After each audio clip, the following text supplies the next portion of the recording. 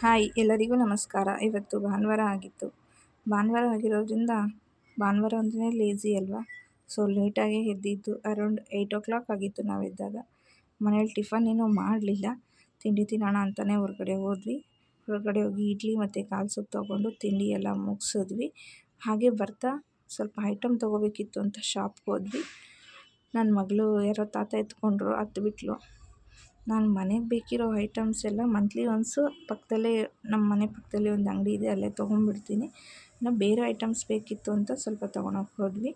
ಹಾಗೆ ನನ್ನ ಮಗಳು ಚಾಕ್ಲೇಟ್ಸು ಅದು ಇದು ಅಂತ ಎಲ್ಲ ಹಠ ಮಾಡ್ತಿದ್ಲು, ಎಲ್ಲ ತೊಗೊಂಡ್ಳು. ಆಯ್ತು ತೊಗೊಂಡು ಎಲ್ಲ ಮನೆಗೆ ಬಂದ್ವಿ.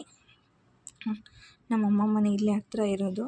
ಇವತ್ತು ಭಾನುವಾರ ಅಲ್ವಾ, ಅದಕ್ಕೆ ಚಿಕನ್ ಸಾಂಬಾರು ಮಾಡಿ ಮುದ್ದೆ ಮಾಡಿದರು. ನಾವೆಲ್ಲರೂ ಒಟ್ಟಿಗೆ ಊಟ ಮಾಡಿದ್ವಿ. ಇದಾಗಿತ್ತು ಇವತ್ತಿನ ವ್ಲಾಗ್. ನಿಮ್ಮ ಭೇಟಿ ನೆಕ್ಸ್ಟ್ ವ್ಲಾಗಲ್ಲಿ. ಬಾಯ್.